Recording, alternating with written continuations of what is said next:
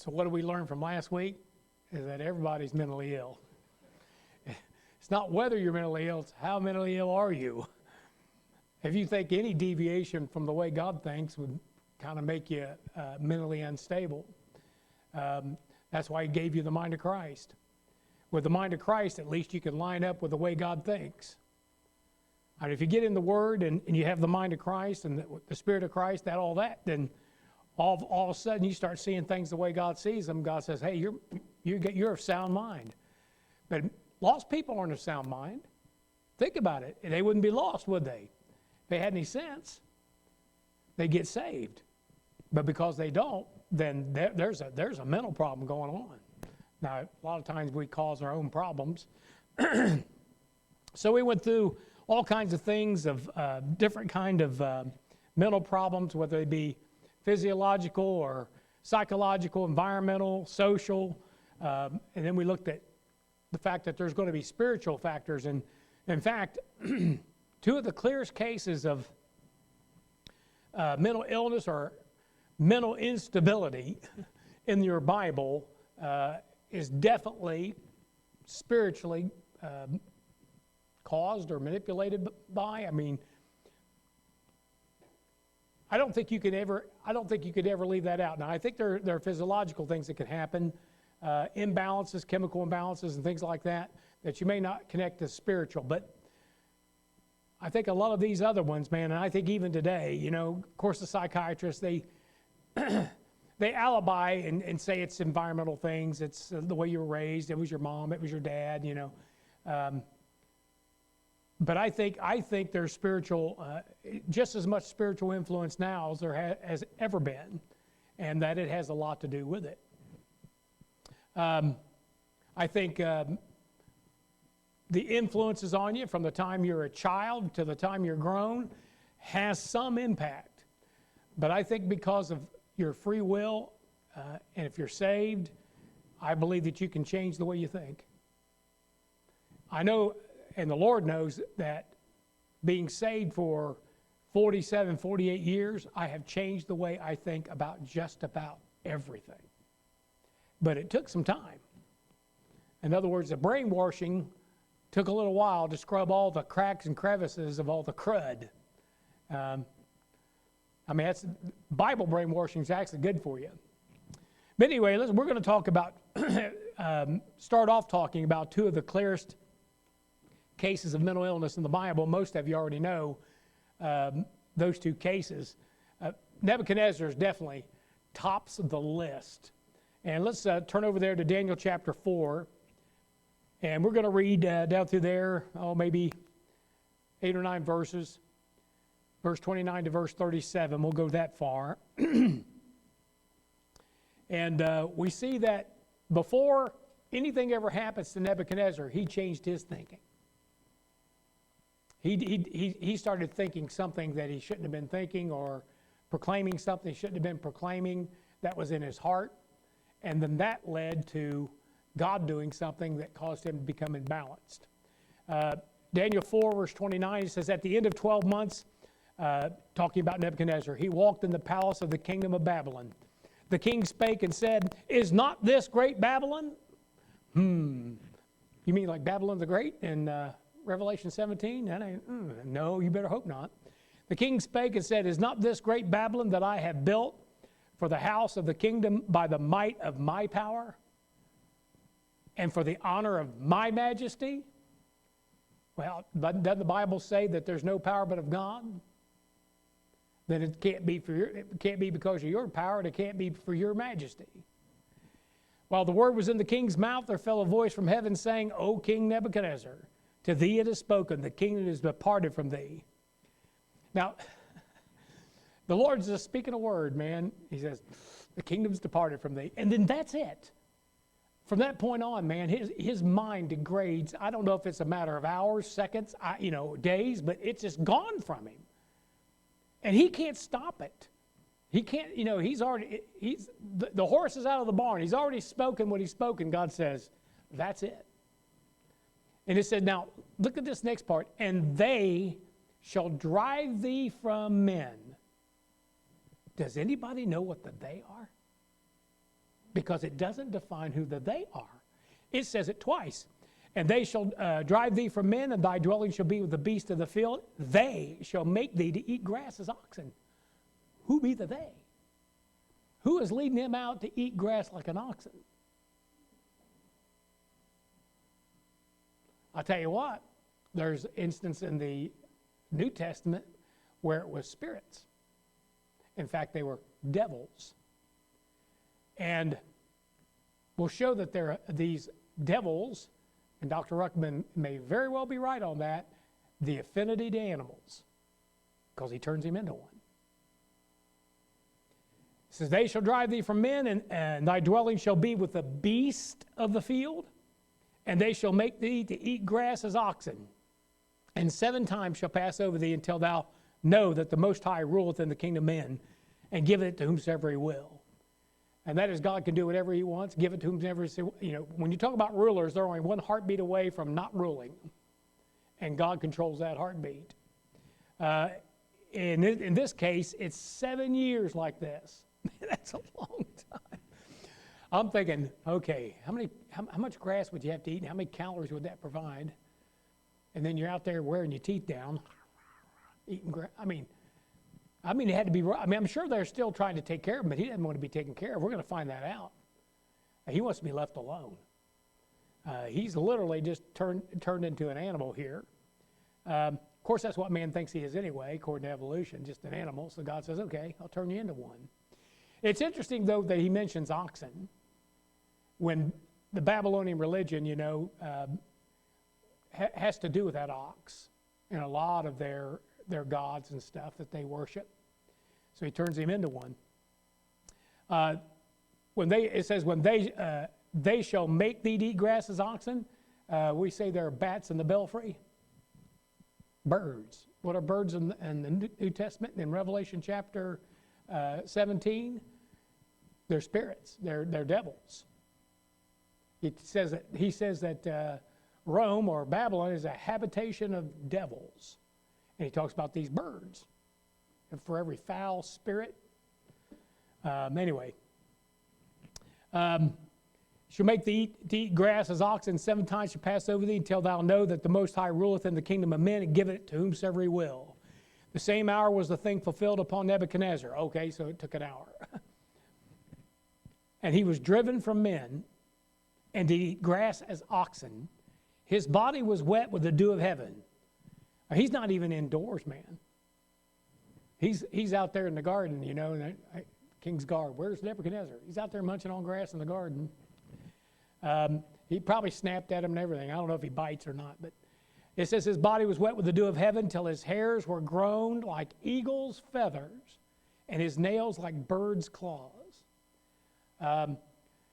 One thing you'll notice about mental illness when people have it, whether it's spiritual or not, is they let their hygiene just go to pot. And I mean badly. And he is to the point where, he's out there being exposed to elements. It's caused the hair on his back to grow and mat together, look like feathers. And then his nails have grown out like bird's claws. I mean, he just, there's people that do that today. I think it is absolutely the nastiest thing I've ever seen, to grow them nails out, where they're like this long. If you knew the bacteria gets up under your fingernails, you'd never do it. Too much to manage. Anyway, I digress from that. And it said, so he says there in verse 34, and at the end of the days I, Nebuchadnezzar, lifted up my eyes unto heaven, and mine understanding returned unto me. God snaps his fingers, blinks an eye, thinks a thought. his mind goes from him. Snaps his fingers, thinks a thought, winks, whatever, and now his understanding returns. That's another thing about mental illness. It's usually in bouts. I think this sets the tone for things. Everything your Bible tells you about what you're dealing with. And I'm not saying it's always spiritual. I'm not going to tell you that.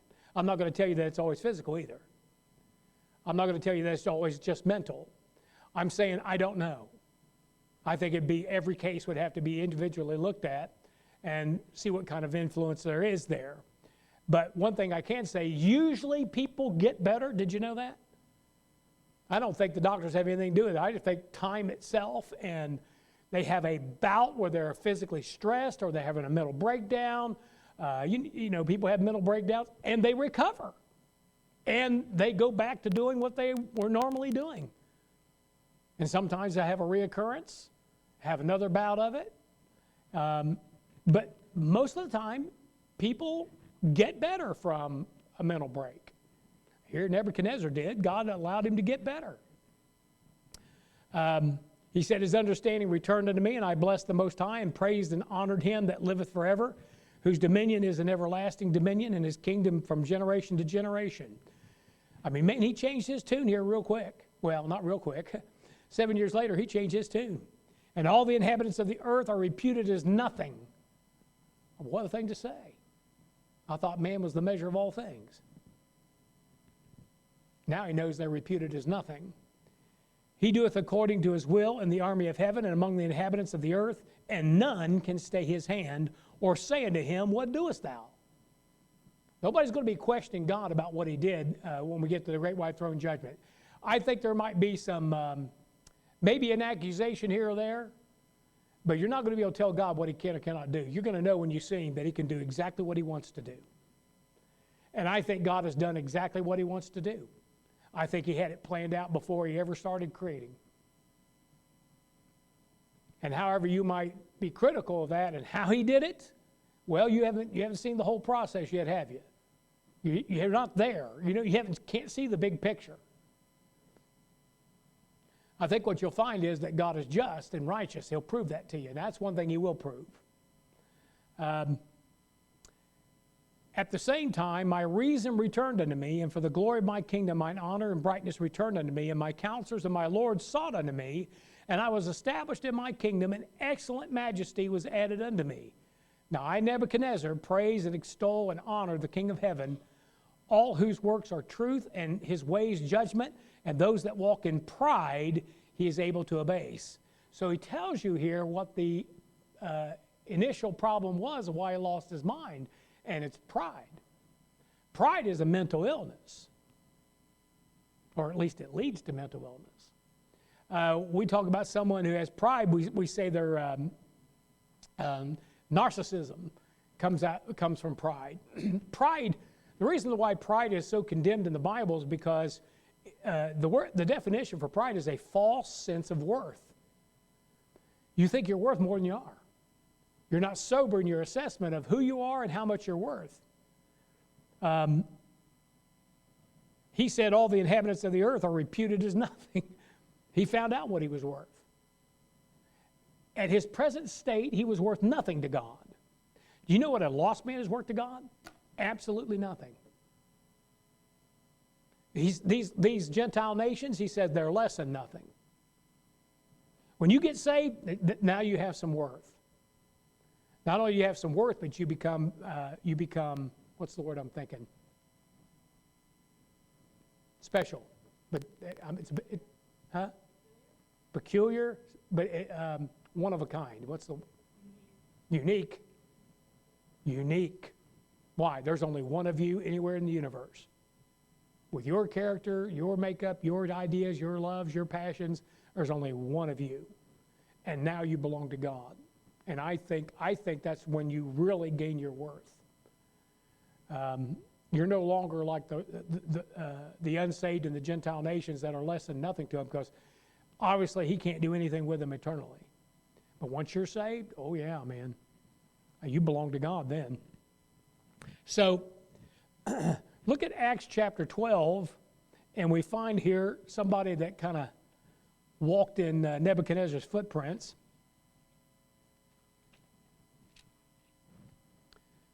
Look at verse 20 to 23. Here we have Herod. And Herod was highly displeased with them of Tyre and Zidon, but they came with one accord to him, and having made Blastus the king's chamberlain their friend, desired peace, because their country was nourished by the king's country. And upon a set day, Herod, arrayed in royal apparel, sat upon his throne and made an oration unto them. It's like a State of the Union address. And the people gave a shout, saying, "It is the voice of a God and not of a man." And immediately the angel of the Lord smote him, because he gave not God the glory, and he was eaten of worms and gave up the ghost. Now he didn't, unlike Nebuchadnezzar, he didn't have his mind taken from him. He got smitten with some type of parasite that ate him up from the inside out.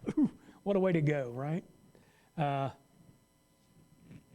you see there that it was this false pride, or this thinking that he's something that he's not, of greater worth than he was, and the Lord smote him.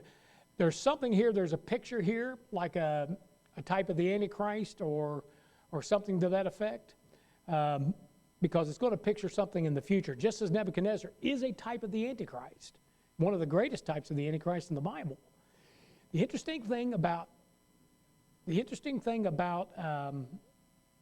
Nebuchadnezzar is he was saved.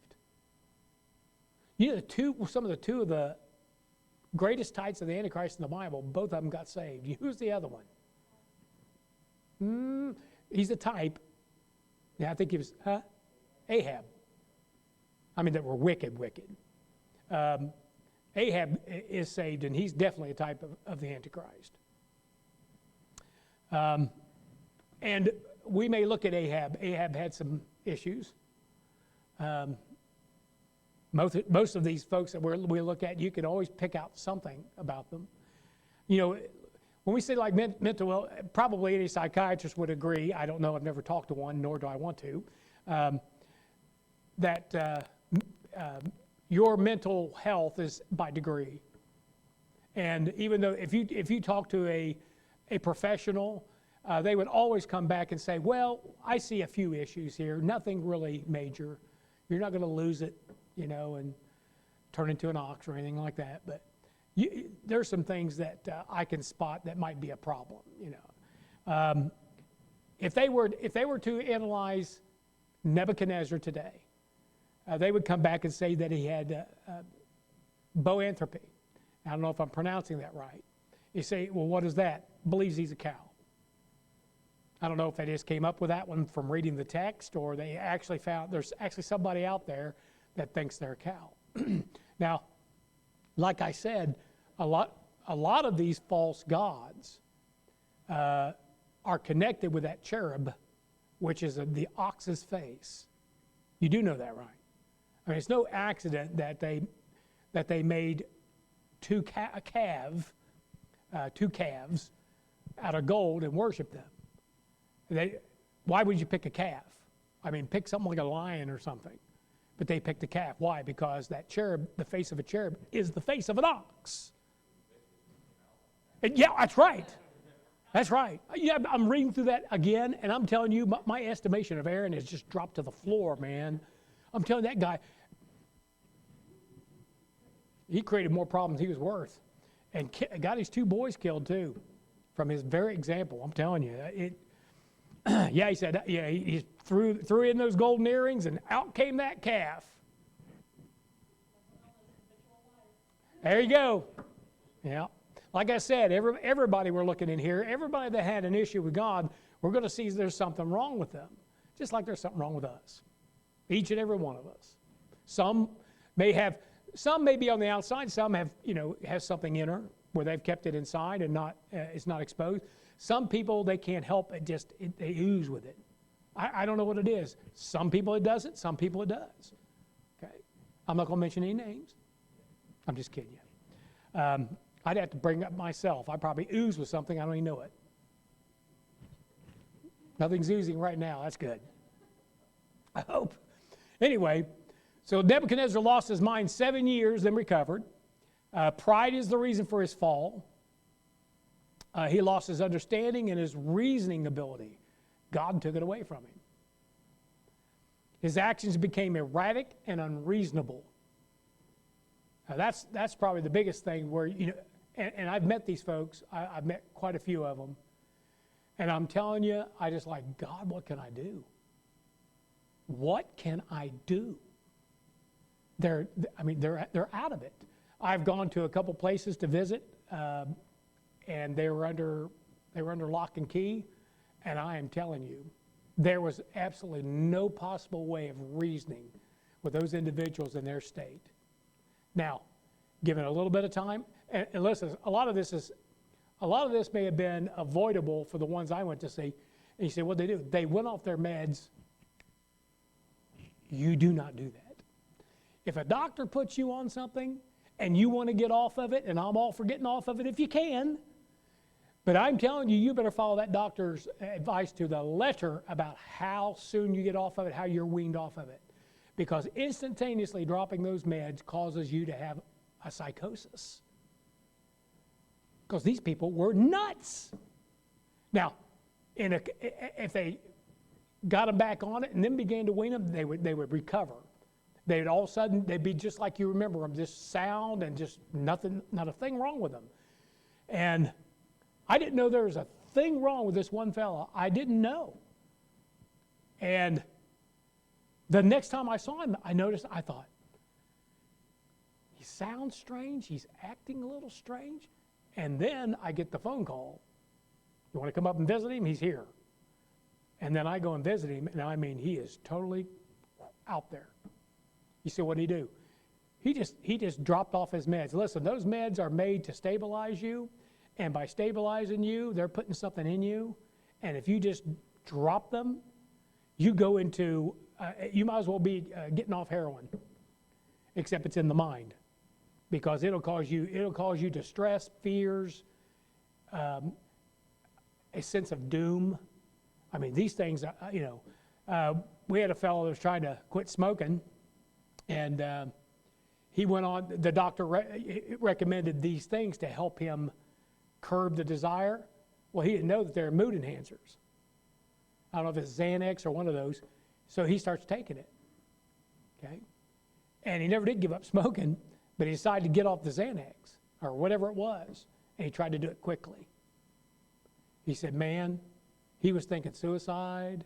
I mean, all kinds of things were going through his head. So be very careful with that. In fact, I'm very careful what I preach about that now. You know, I used to preach against the mood enhancers, and I still think it's best if you're not. But if you are, please stay on it for our sakes. And if you want to get off of it, you better take a year or two to do it. And do it very slow, because it is no laughing matter. Also, we notice here his personal hygiene goes out the window. He's not self-aware of what's happening to him. He's like an animal. That's why I'm thinking, wow, we're going to see this. We're going to see this again, very close to it, and we saw here that it was temporary because God recovered him. Now turn over to Mark chapter 5. And the more I got into this, the more I started seeing different situations, and I think, hey, there's a mental condition. Now I'm seeing mental illness everywhere. But the maniacs of Gadara, and I say maniacs plural because there were two. We don't know a lot about the other one. We just know that he did not come to see his therapist. And he decided to skip the treatment. And as far as we know, he's still howling in the tombs and living among the dead, right? I mean, we don't know what happened to him. All we know is one of them showed up. We have the specifics about him. And that's Mark 5 concentrates on just the one. Verse 1 says, Mark 5 verse 1, and they came over unto the other side of the sea into the country of the Gadarenes. And when he was come out of the ship, immediately there met him out of the tombs a man with an unclean spirit. Now that had to be a sight, man. This guy's coming out. He's living among dead people. And you'll find that when you're dealing with mental illness or demon possession, that kind of thing, things of the dead, and I think our youth are affected by this, that goth look and that more connection with the dead than the living. Makes you kind of wonder if there wasn't some spiritual influence there. But it says there, a man out of the tombs, a man with an unclean spirit, who had his dwelling among the tombs. He lived there. It's like living in a graveyard. And no man could bind him. Now this is different. Now we have someone that has supernatural strength, because look what he says. No, not with chains. because that he had been often bound with fetters and chains, and the chains had been plucked asunder by him, and the fetters broken in pieces, neither could any man tame him. Now, there are situations where when the cops get someone that's hyped up on drugs, and there's one in particular, PCP.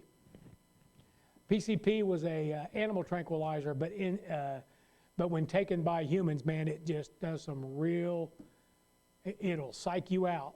And evidently, they have extreme strength. I mean, sometimes it may take 4, 5, 6 cops to subdue one individual. And I don't think this guy's on PCP, but we'll find out he's got enough demons in him to, he's got a bunch of them. It says, and always night and day, he was in the mountains and in the tombs, crying and cutting himself with stones. So even though there's 2 of them, and I don't know if they're together, they may be, but they don't want to be around society. They want to withdraw from society. A lot of times you'll see that, where people pull away and they just want to get out by themselves. You'll find them living in some old shack and living in squalor, and that's what they want. They want to be left alone. And the other thing is the crying and cutting. Crying and cutting. Cutting's been a big thing in probably the last couple decades. And a lot of times it's mainly women that do it. I don't know if there's men that do it. I guess that could be. But there's a lot of women do it. Or a lot of women have done it. Where they'll, and I still can't figure this out, I'd rather cut somebody else than cut myself. I'm not sure what you're getting out of it, but I'm thinking if I cut them, I'd feel better than cutting me. Anyway, like I said, it's a mental illness. There's a problem there, but they cut themselves and to feel the pain, or I don't know, to take their mind off of whatever is the pressure or depression. I have no idea. But this guy's cutting. Well, I guess it proves that men could do it. It says he's crying and cutting himself with stones. The other thing is you get people that certain kind of worship where they afflict themselves, penance. You go to the Philippines, you see that a lot. Every year these guys will crucify themselves and they will drive the spikes through their hands. Of course, they're completely sanitary. They're stainless steel, surgical steel. I mean, everything's done so they don't get some infection, but they sure do drive them through. And crawl on glass, and people do all kinds of things, whip themselves. There's something wrong there. There's something wrong there. And it says, but when he saw Jesus afar off, he ran and worshiped him. They're religious. Very religious. And cried with a loud voice and said, notice that loud voice. You ever met somebody, man, whose volume was just up there all the time? And you're like, man, you need to burn it down. My wife says that to me all the time. You need to burn it down, But when their volume is uncomfortably high, and it's almost like, they feel like they have to scream to be heard, makes you kind of wonder. And you say, well, my wife's like that all the time. Enough said. Anyway, he says, what have I to do with thee, Jesus, thou Son of the Most High God? He knows who he is. I don't think this guy ever met Jesus, but the devils that were in him knew who he was. In every case in the New Testament, when you're reading through about demon possession, devils, I'll just use demons because that's what you're used to hearing, but in every case, those demons know who he is every time. They're begging him not to torment them, or he's begging him not to cast them out, or, what have I to do with thee? I mean, this is happening all the time, but they know who he is. So somebody that's possessed could have a knowledge of the holy in that sense. So just be aware of that. Do you think we got religious demon-possessed people in our churches? Absolutely. Absolutely. And they're clued in on some things too, but they're not right. What have I to do with thee, Jesus, thou Son of the Most High God? I adjure thee by God that thou torment me not. Well, evidently he's expecting it. I guess the Lord's told him, you know what he said? You know what he said to the devil? Thou shalt be brought down to hell, to the sides of the pit. So evidently, this spirit understands that torment is coming his way. And he is now asking the Son of God to spare him at this time. Torment me not. For he said unto him, come out of the man, thou unclean spirit. I guess he figures he's going to send him to the pit, which he could have. And he asked him, what is thy name? And he answered, saying, my name is Legion, for we are many. Now, initially it says, an unclean spirit. Okay? But now we find out that it's a cluster of them. It's a legion. And a legion can have 3,000, 6,000. I don't know what the number is, but it spans a pretty good number. He says, for we are many. This guy is full of unclean spirits. And that may be the reason why he has the supernatural strength. He's howling or crying and cutting himself. All the things that some religious people do, by the way. And he says, and he besought him much that he would not send them away out of the country. Now there was nigh unto the mountains a great herd of swine feeding. Okay? And the devils besought him, saying, send us into the swine that we may enter into them. That's interesting. They've practically turned this man into an animal. I mean, he's crying, cutting himself, and he's living among the tombs. And I mean, we're going to find out he's naked. Okay? He's out of his mind. He's living like an animal. And now these devils want to go into an animal. And there's that connection. Let me show you something in Deuteronomy. We'll get back to this, but Deuteronomy 32. And I'll be very honest with you.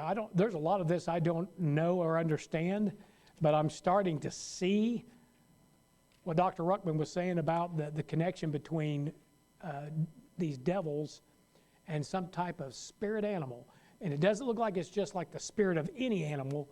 It's the spirit of an animal that has been modified. What do we see back there in Genesis 6? We see that these angels see the daughters of men, and when they mate with them, what's the result? Breed of giants. Okay? But we find out also when we're reading through the Old Testament that among the Gentiles, and that would include these fallen angels possibly, because there's where they habitated among the Gentiles, we find that they messed with animals. We call bestiality. And it may be that these, you ever looked at a saber-toothed tiger or a woolly mammoth or something and you're thinking, well, we don't really have that today. Now it could be because of longevity that these things grew, because remember, everything used to have longevity. So a little salamander became a big salamander. You know, a snake grows till it dies, and that's true with any of the reptiles. They grow till they die. So if an iguana lived to be 300, 400 years old, you'd have one big iguana, man. You would have a dinosaur, wouldn't you? So there's explanations for any of these dinosaur bones and everything like that. But the indication is that these angels didn't just mess with human beings' DNA, but with animal DNA. And as a result of that, there may have been these spirits as a result that are here or that exist, and they're looking for a host. He talks about them going through dry places, but always, and they return what? Back to the same body, because that guy doesn't do anything about it. He just sweeps and garnishes. He just gets religion, cleans up, but he doesn't fill the void, and the spirit comes back with 7 others.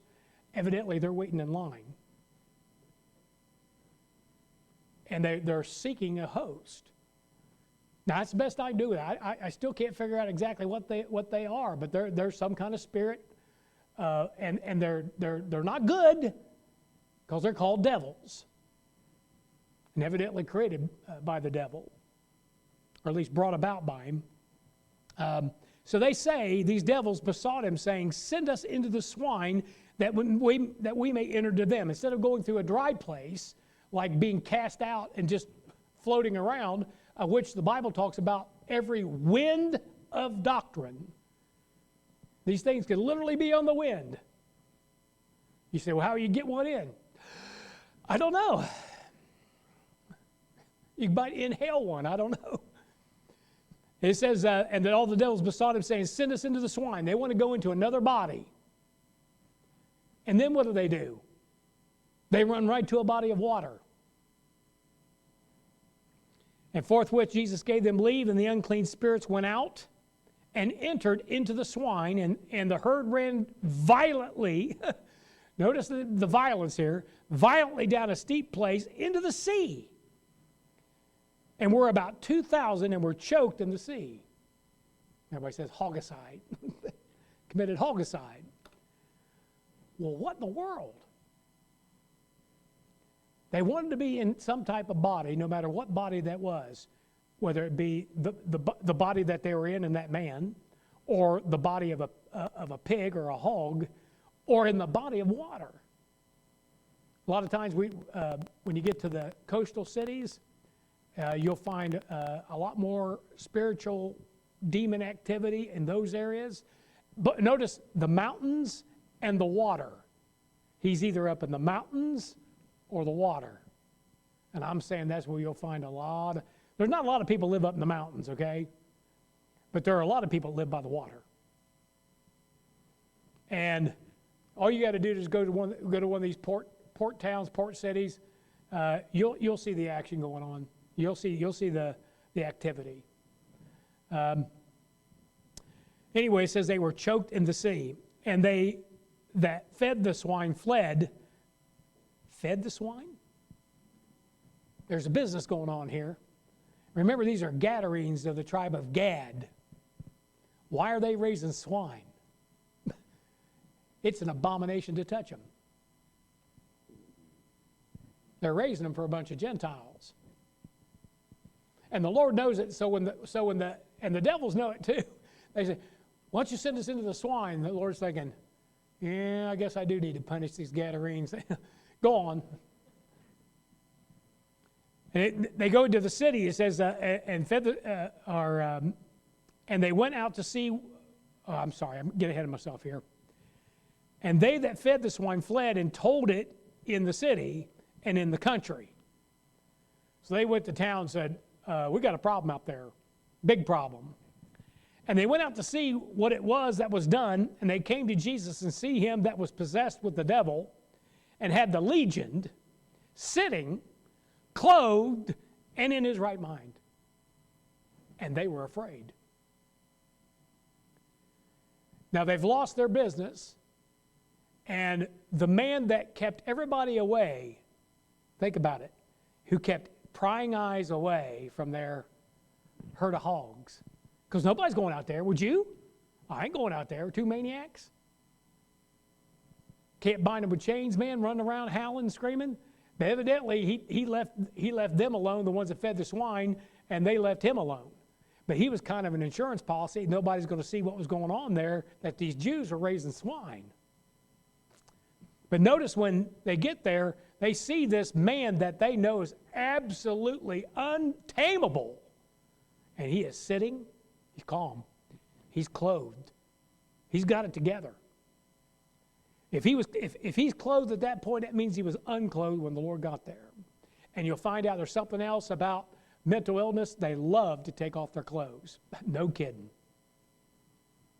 A lot of times, man, you go to work, they're walking around buck naked. They want to take their clothes off.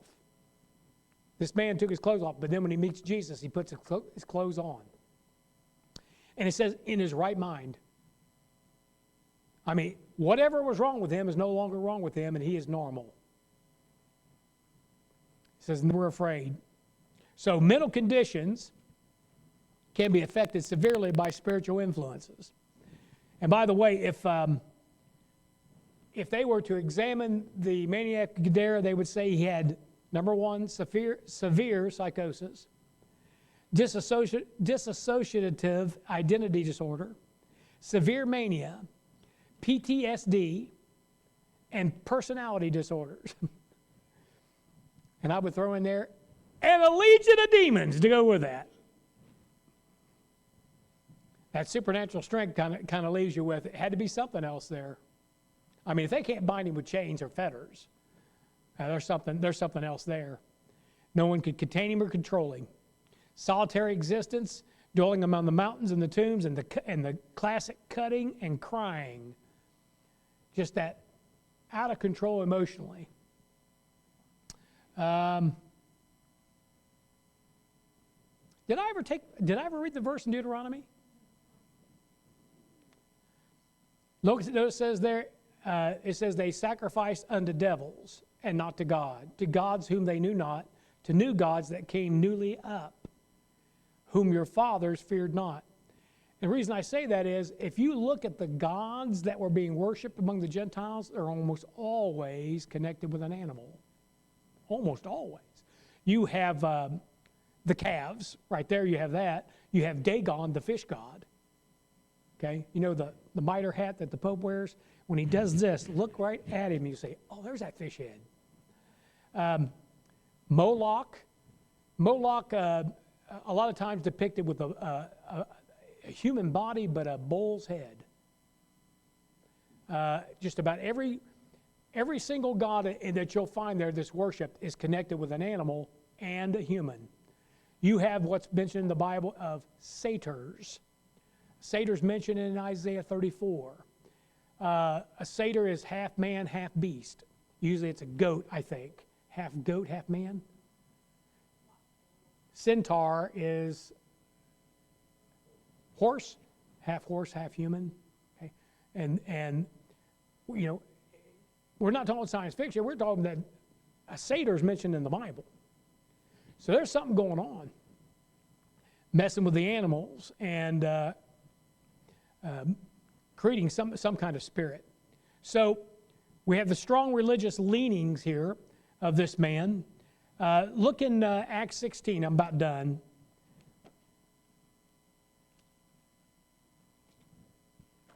Acts 16, verse 16 to 18. It came to pass as we went to prayer, a certain damsel possessed with a spirit of divination met us, which brought her masters much gain by soothsaying. Tarot cards, I guess.